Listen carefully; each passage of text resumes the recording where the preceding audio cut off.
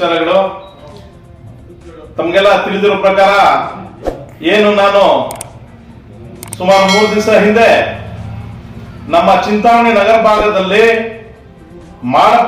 ಮಾಳಪ್ಪಲ್ಲಿ ಕೆರೆಯಲ್ಲಿ ಯುಜಿಡಿ ಬ್ಲಾಕ್ಗಳಾಗಿ ಆ ಕೆರೆಯಲ್ಲಿ ಯುಜಿಡಿ ನೀರು ಹರಿತಾ ಇದೆ ಅಂತ ನಾನು ವಿಡಿಯೋವನ್ನು ಮಾಡಿ ಹೇಳಿದ್ದೆ.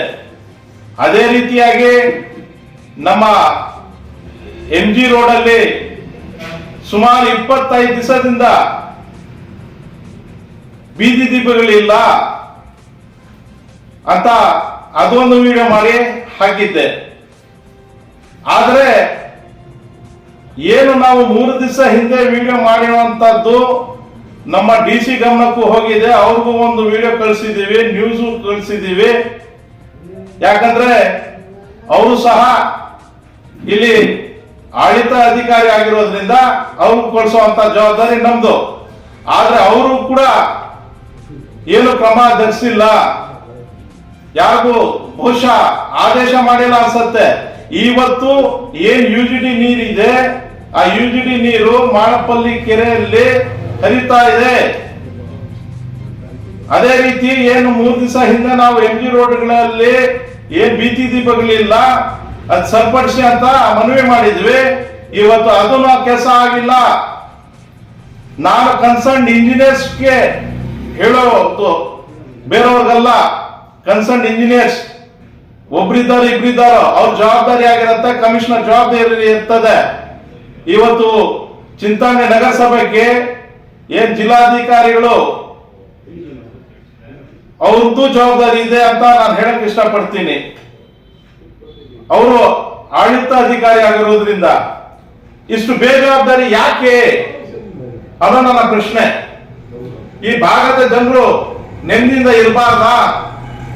ಏನು ಚೇಲೂರು ಸರ್ಕಲ್ ಕಡೆಯಿಂದ ಕೋಲಾ ಕ್ರಾಸ್ವರೆಗೂ ಎಷ್ಟು ಇನ್ನು ಏರಿಯಾಗಳು ಬರುತ್ತೆ, ಆ ಏರಿಯಾದಲ್ಲಿ ಇಲ್ಲಿರುವಂತ ಜನರು ಕತ್ಲಲ್ಲಿ ಇರ್ಬೇಕಾ, ನೀರಿಲ್ಲದೆ ಇರ್ಬೇಕಾ?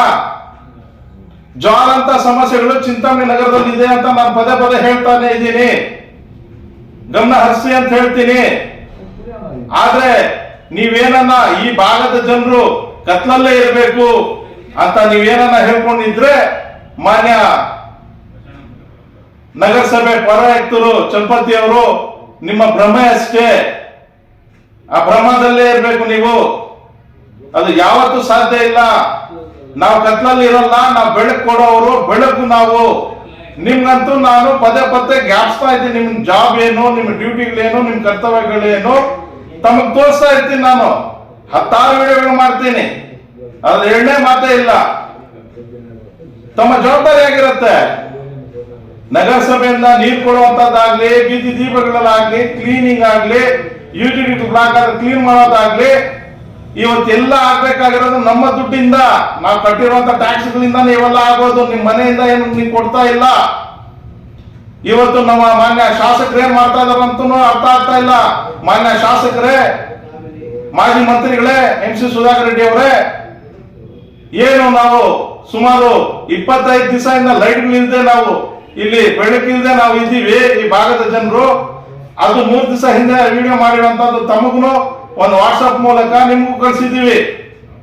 ನೀವು ಅದರ ಮೇಲೆ ಏನ್ ನೀವು ಆದೇಶ ಕೊಟ್ಟಿದ್ದೀರೋ ಗೊತ್ತಿಲ್ಲ, ಇವತ್ತವರೆಗೂ ಮಾಡಿಲ್ಲ. ಇವತ್ತು GPS ಫೋಟೋ ಸಮೇತ, ಡೇಟ್ ಸಮೇತ ನಾನು ಹಾಕಿದ್ದೀನಿ.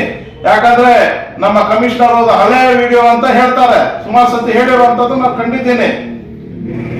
ನಿಮ್ಮ ಜವಾಬ್ದಾರಿ ಬಹಳಷ್ಟಿದೆ. ಏನ್ ಇವತ್ತು ಸುಮಾರು 2 ವರ್ಷ, ಹತ್ರ 2 ವರ್ಷ ಆಗಿದೆ. ವಿನಾಯಕಂ ರೋಡ್ ಅಂತ ಪೂರ್ಣ ಐ ಹಾಸ್ಪಿಟಲ್ ಏನೈತೆ ಆ ರೋಡ್ ಅಲ್ಲಿ ರೋಡ್ ಕಿತ್ಬಿಟ್ಟು ರೋಡ್ ಹಾಕಿರುವಂತದ್ದು ಟಾರ್ ಆಗಿದೆ. ಆ ಧೂಳಲ್ಲಿ ಜನರು ಜ್ವರಗಳು, ಕೆಮ್ಮುಗಳು ಬಂದು ಸಾಯ್ತಾ ಇದ್ದಾರೆ. ಅಂತ ಪರಿಸ್ಥಿತಿ ಬಂದಿದೆ. ಪಾಪ ಬೀಗಗಳು ಹಾಕೊಂಡು ಬೇರೆ ಮನೆಗಳಲ್ಲಿ ಹೋಗ್ಬಿಟ್ಟು ವಾಸ ಮಾಡುವಂತದ್ದು ನೀವು ಆ ಬೀದಿಯಲ್ಲಿ ನೋಡ್ಬೋದು. ಶಾಪಗಳು ಹಾಕ್ತಾ ಇದ್ದಾರೆ ಅವರೆಲ್ಲ. ಎಲ್ಲಿ ಡೆವಲಪ್ಮೆಂಟ್? ಎಷ್ಟು ಸಮಸ್ಯೆಗಳಿದೆ ಇಲ್ಲಿ. ಕಣ್ಮುಂದೆ ಕಾಣ್ತಾ ಇರುವಂತ ಕೆಲಸಗಳು ಮಾಡ್ತಿಲ್ಲ ಅಂದ್ರೆ ಇನ್ ಬೇರೆ ಕೆಲಸಗಳು ಮಾಡ್ತೀರಾ? ಅದಕ್ಕೆ ನಾನು ಪೌರಾಯುಕ್ತರು ಚಲಪತಿ ಅವರಿಗೆ ತಮ್ಮ ಜವಾಬ್ದಾರಿಗಳನ್ನು ನೆನಪಿಸ್ತಾ ಇದ್ದೀನಿ. ನೆನ್ಬಿಟ್ಕೊಡಿ. ನೆನಪಿಟ್ಕೊಂಡು ನೀವೇನು ಆ ಲೈಟ್ಗಳು ಹೋಗಿದೆ ನೀವು ಬದಲಾಯಿಸೋವರೆಗೂ ನಾವು ಬಿಡೋದಿಲ್ಲ. ನಿಮ್ಮ ಕರ್ತವ್ಯ. ಯಾರು ಹೇಳ್ತಾರೋ ಯಾರು ಬಿಡ್ತಾರೋ, ಮಾನ್ಯ ಶಾಸಕರು ಹೇಳ್ತಾರೋ ಬಿಡ್ತಾರೋ, ಆದರೆ ನಾನಂತರೂ ನಿಮ್ಮ ಕರ್ತವ್ಯಗಳು ಏನಿದೆ ನಾನು ನಡೆಸ್ತಾ ಇರ್ತೀನಿ. ಮುಂದಿನ ದಿನಗಳಲ್ಲಿ ನಮ್ಮ ಚಲಪತಿ ಅವರದ್ದು ಬರೀ ಯಾವ್ದಾದ್ರು ಇದೆ ಆ ಕರ್ಮಕಾಂಡಗಳ ಬಗ್ಗೆ ಮುಂದಿನ ದಿನಗಳಲ್ಲಿ ನಾನು ಹೇಳ್ತೀನಿ ಅಂತ ಹೇಳ್ತಾ ಮಾತನ್ನು ಮುಗಿಸಿನ. ಜೈ ಹಿಂದ್, ಜೈ ಕರ್ನಾಟಕ.